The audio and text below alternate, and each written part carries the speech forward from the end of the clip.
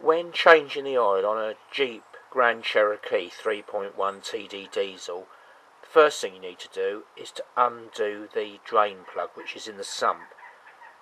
And it's called a sump plug, and this is where it's located. So we've warmed the Jeep up for half an hour so the oil is nice and runny. It's gone around the system and it'll come out a lot easier.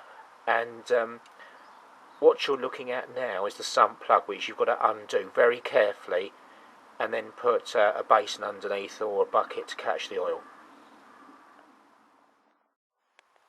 Okay, well, we've got to the stage now where all the oil has drained out, and quantity wise you can see it fills that washing up bowl. If you put a sheet underneath the vehicle, a plastic sheet, just be aware that if it's a bit windy it'll blow up and it'll blow right over the oil. I've had that before, but it's not happened this time. So the bits you've removed will look like this. You'll have the sump plug, the old washer, which is copper, and a new washer which you want to fit. And then to remove the sump plug you need a hexagonal bit in the end of a socket set, and then that fits into the sump plug. So that's what you get left with. Don't forget to put a new copper washer back in again. It'll make a good seal, and that's what we're going to do now.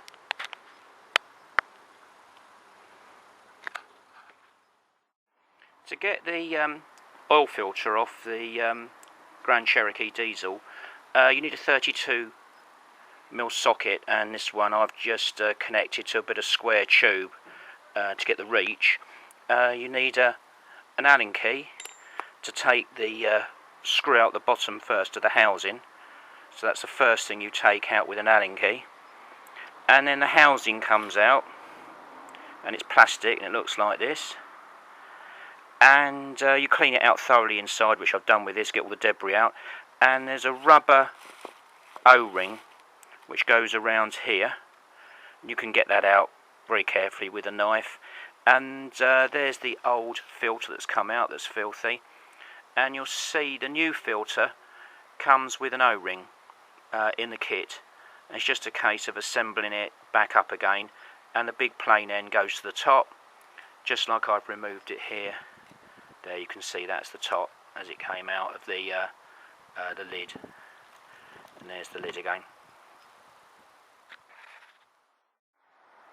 And this is what the housing looks like with the new filter in it, all assembled up with the new O-ring in the base.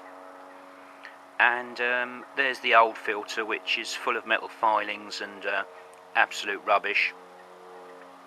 There's a small hole one in and a really big hole the other. You can't go wrong when you assemble it up. So it's all ready for assembly now. It's got the new O-ring in, all the threads are being cleaned. I'm now going to screw it back up into its housing again.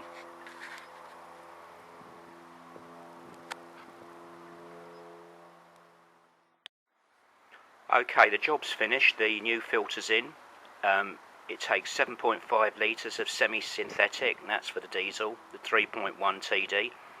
So the tools we use, a ratchet with an extension bar on it, a 32mm socket with a bit of square knocked in, because you need long reach because it's right up inside the engine. A device for just clipping onto an Allen key for undoing the screw in the bottom of the filter in the plastic housing. That has to come out first. A wrench for grabbing hold of the square bar on the 32 socket, and a blunt knife for just prising out the O-ring, because in the kit you get a new O-ring. You make sure everything's clean, screw it all back so it's nice and tight, and then lastly just put in the screw that goes in the bottom of the bowl, and it's all done. Next thing is to fill up with clean oil very slowly and keep looking on the dipstick mark. And that's how you do an oil change on a year 2000 Jeep Grand Cherokee TD diesel 3.1. So we're looking in the top of the engine now, and this just unscrews, and that's where we're going to put the fresh oil. We're going to use a funnel that's quite big, otherwise the oil will go down too slowly, and that's to do in a minute.